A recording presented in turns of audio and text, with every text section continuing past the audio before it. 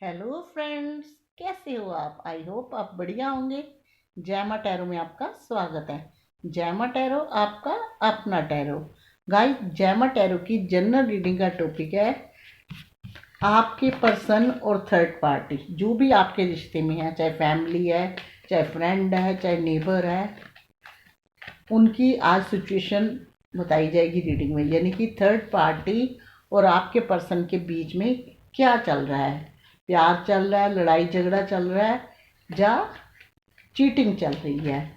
ये reading he she same gender सबके लिए है, कलेक्टिव और टाइमलेस रीडिंग है।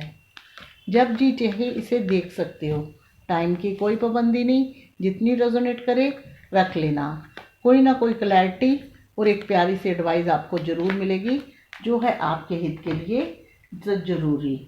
तो गाइज, मैं आपको बता दूं, ये reading married unmarried love reading कोई भी होती है। मैरिड अनमैरिड सब देख सकते हैं, क्योंकि लव का मतलब लव है।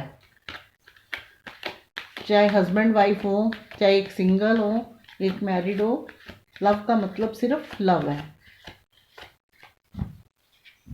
चलिए देखते हैं डिवाइन टैरो आज आपके लिए कौन से कार्ड निकालने वाले हैं और आपके पर्सन और थर्ड पार्टी में क्या चल रहा है। कहीं महाभारत तो नहीं चल रही।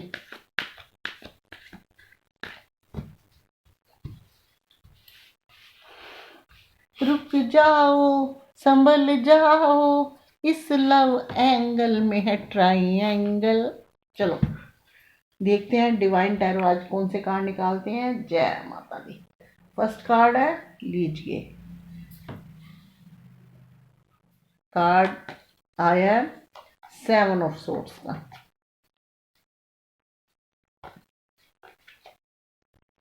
लीजिए 9 of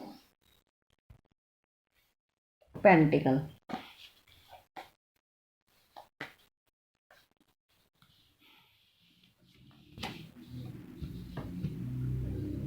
queen of pentacles,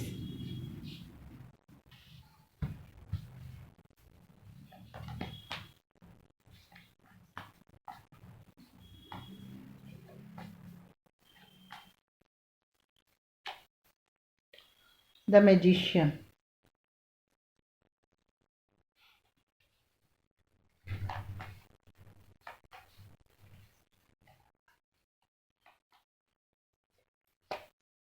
six of wands,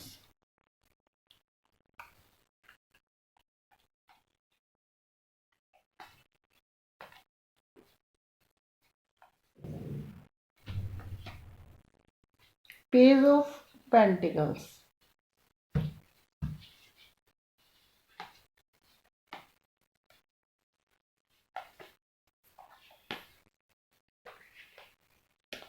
the hermit,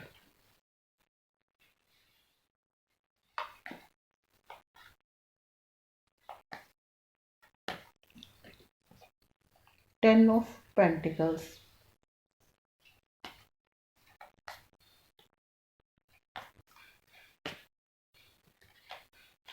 8 of wands.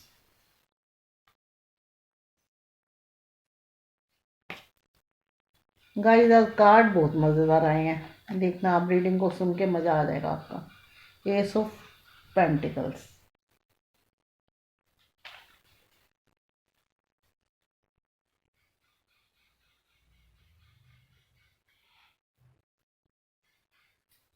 Bottom में आया द लवर।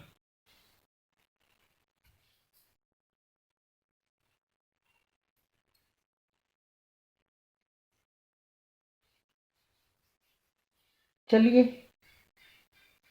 मैं कुछ नंबर बोलने जा रही हूँ। हो सकता है आपकी लाइफ में और आपके पर्सन की लाइफ में ये ज़्यादा इम्पोर्टेंट हो। नंबर 1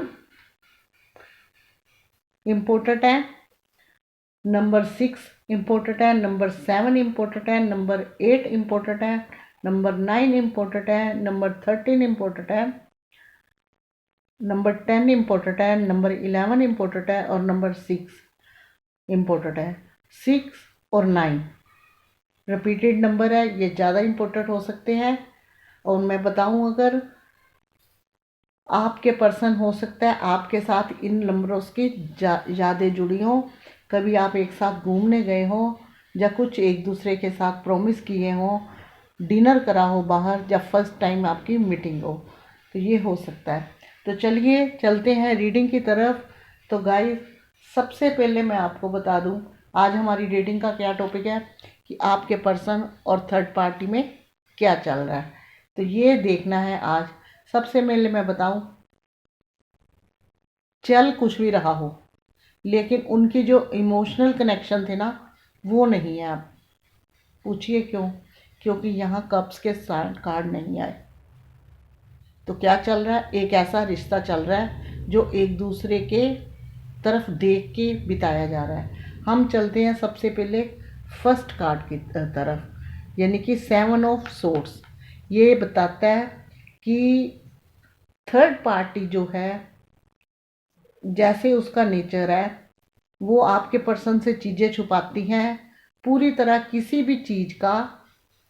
जैसे कि आपके पर्सन ने आपको बाय बाय करी और उसको एक्सेप्ट करा, लेकिन उसकी आदतें वही हैं, चीज़ें छुपा रही हैं, और आपके पर्सन को है इस पे डाउट। इस पे डाउट है इसकी हरकतें देखकर थर्ड पार्टी की, यानी कि दोनों के रिश्ते में ट्रस्ट इशू है। ट्रस्ट इशू है। आपके पर्सन भले ही आपको आंख दिखाकर मीठी बातें कहकर चले गए हों, लेकिन इन दोनों में अब ट्रस्ट इशू है। और ट्रस्ट इशू किस चीज़ का है? फाइनेंस का, उन बातों का कि जैसे ये थर्ड पार्टी दिखती है ना, वैसी है नहीं। देखने में आकर्षित है आपके पर्सन, उसको देखने में तभी उसकी तरफ झुके हैं, क्योंकि उसका आकर्षण जो है इनको अपनी तरफ खींच के लेके गया है। लेकिन जो फीलिंग है उसकी, बातें छुपाने की आदत, पूरी तरह क्लैरिटी ना देने की आदत, वो आपके पर्सन को इसकी बिल्कुल अच्छी नहीं लगती। थर्ड पार्टी अगर किसी चीज़ में सीरियस है तो आपके पर्सन में नहीं है, वो है फाइनेंस में। वो उनकी फैमिली भी हो सकती है, जहाँ है आपके साथ मैरिज, आपको पक्का अपना पार्टनर बना के आप पे कब्जा करना चाहती है, आपके कंट्रोल करना चाहती है, कि एक बार ये चीज़ें आगे चली गई तो उसके बाद कुछ नहीं हो सकता। और आपके पर्सन जो हैं कभी कभी उसकी बातों में आ जाते हैं, लेकिन जैसे उसकी हरकतें देखते हैं चीज़ें छुपाती है, फाइनेंस को देख के ज़्यादा खुश होती है, आपके पर्सन की पर्सनैलिटी देख के ज़्यादा खुश होती है, लेकिन वो वाला कनेक्शन नहीं है जो आप लोगों का था। आप लोगों का कनेक्शन जो था, एक दिल के अंदर इमोशनल थे। मैंने आपको कहा ना, कप्स के कार्ड नहीं आए।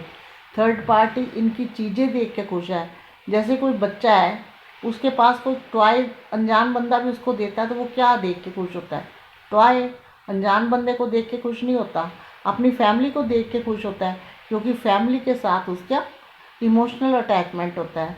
तो ये जो है अनजान, सब कुछ सहते रहते भी अनजान है। आपके पर्सन के दिल में थोड़ी सी इसके लिए जगह है, लेकिन ये अपनी चीज़ें सेट करके अपने आप को देख के ही आगे बढ़ती है। इसके लिए उस चीज़ का कोई फ़र्क नहीं पड़ता कि सामने वाला मुझे किस नज़र से देखता है, किस चीज़ से देखता है, या क्या मेरी इसमें इंसल्ट है। उस चीज़ के फाइनेंस चाहिए, आपका पर्सन चाहिए, पूरी तरह उस पर कंट्रोलिंग चाहिए। बस ऐसी चीज़ें उसको चाहिए जहाँ की ये एनर्जी आपकी है। ये एनर्जी ये आपकी है कि आप एक अच्छे और प्योर हार्ट इंसान हो। आज की डेट में मैक्सिमम आप लोगों के पास ईश्वर ने सारी चीज़ें दे रखी हैं, लेकिन खुशी नहीं है, क्योंकि आज भी आप अपने पर्सन को ही देखते हो। आपका ध्यान अपने पर्सन में है। मैं दावे से कह सकती हूँ कि आपका दिल बहुत अच्छा है। आपने जब रिश्ते में थे अपने पर्सन को पूरा सपोर्ट किया, किसी भी चीज़ से जहाँ तक हो सकता था आपने सपोर्ट किया। लेकिन आपके पर्सन जो है थर्ड पार्टी की बातों में आके इन्होंने आपको ओके बाय बाय टाटा कह दी। आज इस पर्सन का ये हाल है। क्या हाल है? ये हाल है। और देखिए, थर्ड पार्टी इनसे पैसे, का लालच या पैसा ले लेके अपनी पर्सनैलिटी डबल कर दी है। आज इस पर्सन का ये हाल है कि ना थर्ड पार्टी से अलग हो सकता है, ना उसे रख सकता है, क्योंकि ये ज़्यादा विश्वास करने का नतीजा है कि आज रिश्ते में ट्रस्ट इशू है। इस बंदे ने, जो भी बंदा है, आपका जो भी पर्सन है, इसने सोचा था कि थर्ड पार्टी मेरे साथ एक अच्छी लाइफ बिताएगी। आकर्षण हुआ था उसके तरफ देख के। अगर फैमिली थी या कोई क्रश था तो आकर्षक हुआ था।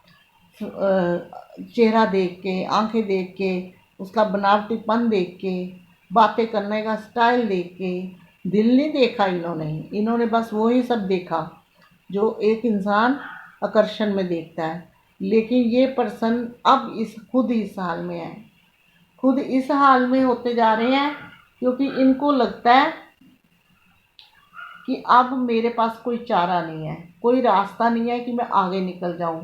लेकिन थर्ड पार्टी जो है उसकी पर्सनैलिटी डबल होती जा रही है, वो और ज़्यादा स्मार्ट होती जा रही है, क्योंकि वो आपके पर्सन को कब्जे में लेना शुरू कर दिया है और लेने लगी हुई है। लेकिन आपके पर्सन उससे नाखुश हैं, आपको मिस करते हैं, आपको याद करते हैं। पास्ट में जो आपकी लाइफ इनके साथ व्यतीत हुई, जो चीज़ें आपके साथ हुई, वो इनको सब याद आती है। लेकिन ये कह नहीं सकते, आपकी तरफ आ नहीं सकते, क्योंकि दीवारें तो इन्होंने खुद खींची हैं। उस टाइम इन्होंने आपको फैमिली का बहाना लगाया, क्रश का बहाना लगाया, कुछ भी लगाया। लेकिन मैं आपको एक बात बता दूं, फैमिली जैसी भी थी, इन्होंने एफर्ट नहीं लगाए, इन्होंने रिश्ते में एफर्ट नहीं लगाए। ये पर्सन हथियार जल्दी डाल के एक साइड हो गए। ये द लवर का कार्ड है।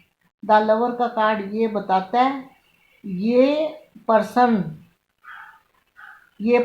जो है, ये पर्सन और ये आप है, और ये है थर्ड पार्टी आप लोगों के बीच में अकड़ के खड़ी हुई। ये नहीं चाहती कि आप दोनों मिलो, लेकिन आपका जो कनेक्शन है ना, वो है, आपका जो कनेक्शन है वो है, क्योंकि ऊपर से डिवाइन की कृपा है, एंजल की ब्लेसिंग है। ये अगर आप लोग मिलो ना मिलो, ये पर्सन अगर आपके साथ सोलमेट कनेक्शन में है, तो ये कहीं भी जाएंगे, कैसे भी होंगे, वक्त बे वक्त आपको ज़रूर याद करेंगे। ये सोलमेट कनेक्शन का है। कभी अकेले बैठेंगे और इनकी आंख में पानी भी आएगा, लेकिन दिखाएंगे नहीं। ये कहेंगे मैं बहुत मजबूत हूँ, मुझे कोई फ़र्क नहीं पड़ता। ऐसे 10 आते हैं 10 जाते हैं, ऐसी ऐसी बातें बोलेंगे। लेकिन गाइस, थर्ड पार्टी और आपके पर्सन में ट्रस्ट इशू चल रहा है, मैरिज और परिवार को लेके बातें चल रही हैं। लेकिन जहां इतनी चीज़ें आगे ले जाना चाहती है थर्ड पार्टी, आपके पर्सन पीछे हटते हुए नज़र आ रहे हैं, क्योंकि आपके पर्सन को इसकी हरकतें और ऐसा लग रहा है कहीं सिर ओखली में ना दिया जाए, कि मतलब मैं अगर पकड़ के इन चीज़ों को आगे ले गया इसके साथ, तो मुड़ के बाद में मेरा क्या होगा, मैं तो बिल्कुल अकेला रह जाऊंगा। कभी कभी इनके माइंड में आता है कि ये आपके साथ रिकन्सिलेशन कर दें, अगर आपको ब्लॉक किया तो खोल दें, चीज़ें फिर पहले जैसी सेटल हो जाए और हमारी हंसी खुशी लाइफ निकलेगी। फिर इनको याद आती है, टेंशन इनकी क्रिएट करती है थर्ड पार्टी। अगर चाहे फैमिली है, चाहे इनका क्रश है, वो ही आती है, फिर सोचते नहीं और चीज़ें पेचीदा हो जाएंगी। और मैंने आपको कहा है ना कि ये आप हो, बीच में ये है थर्ड पार्टी अकड़ के खड़ी हुई।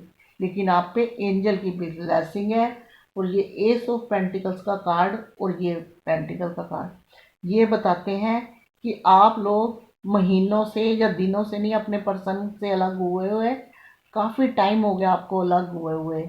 और डिवाइन कहते हैं कि जब ज़्यादा इंतज़ार किया है तो फल अच्छा मिलेगा।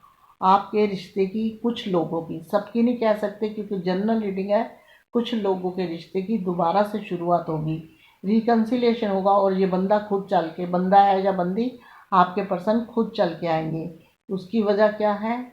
उसकी वजह ये है कि ये आज भी आपको स्टॉप करते हैं और इनका ध्यान जो है सिर्फ आप में है, आप में है। जैसे आप पकड़ के ये बैठे हो ना, इनको देख रहे हो, वैसे ये इनको देख रहे हैं, क्योंकि इनको लगता है कि कुछ भी हो जाए आप जैसा कोई नहीं, जैसा आपका नेचर, आपकी अंडरस्टैंडिंग, आपकी कोऑपरेट करने की आदत, और आप साफ दिल के, छल कपट हेरा फेरी से अलग वैसे। और ये पर्सन जब आएगा गाइस, स्पिरिचुअल होके इस एनर्जी में है, आगे स्पिरिचुअल होके अपने आप को सेटल करके आपकी तरफ बढ़ता हुआ आएगा। लेकिन थर्ड पार्टी और आपके पर्सन के बीच में ट्रस्ट इशू चल रहा है, फैमिली को लेके झगड़े चल रहे हैं, आपको लेके थर्ड पार्टी कोई ना कोई इशू खड़ा करती है, और जब मैरिज तक चीज़ें ले जाने के लिए कहती है तो आपके पर्सन जो है आगे नहीं बढ़ते, उससे थर्ड पार्टी और किलस जाती है और छुपाती हैं चीज़ें। तो जहाँ जो चल रहा है इनका वही चल रहा है। ये क्यों चल रहा है? क्योंकि अब थर्ड पार्टी, पहले का तो पता नहीं, अब थर्ड पार्टी और आपके पर्सन की इमोशनल अंडरस्टैंडिंग जो है वो फिनिश हो चुकी है।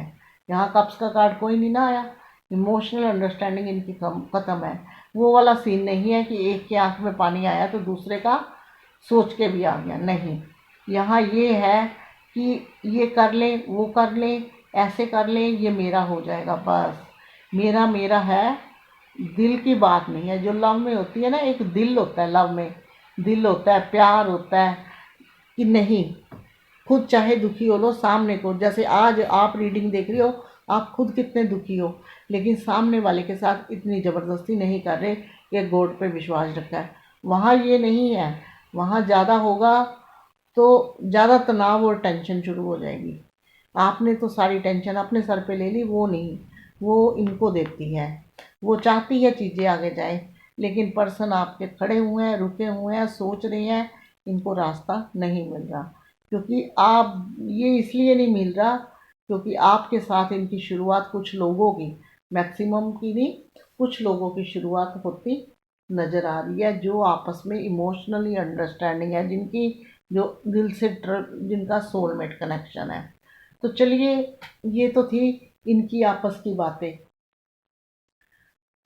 मैं ये देखती हूँ कि ये पर्सन आपकी तरफ आते हुए दिख रहे हैं, तो क्या इनको ज़्यादा टाइम लगेगा?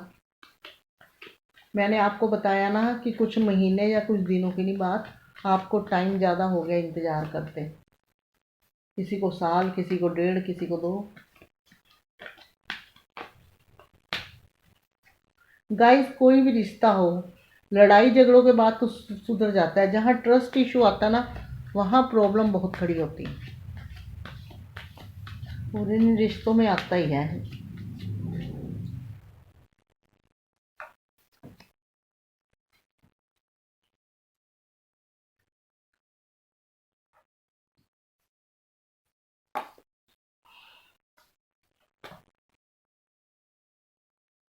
हम देखेंगे कि जैसा कि मैंने बोला कि कुछ लोगों के पर्सन आते हुए दिख रहे हैं जो इतनी लो एनर्जी में है।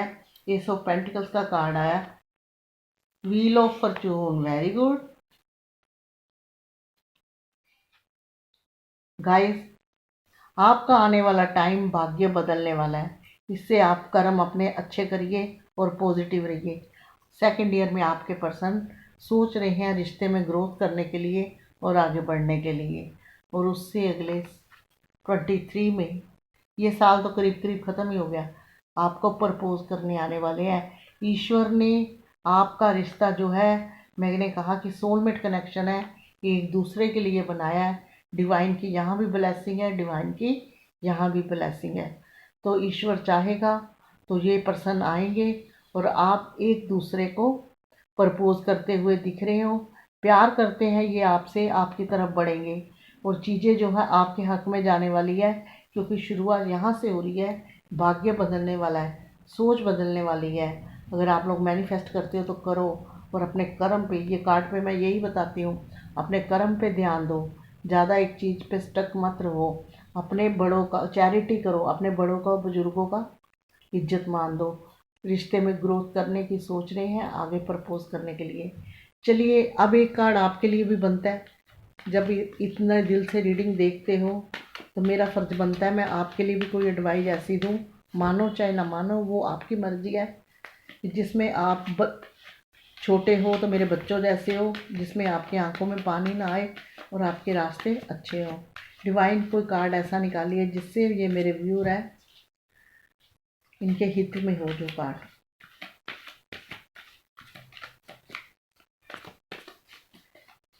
जय माता दी।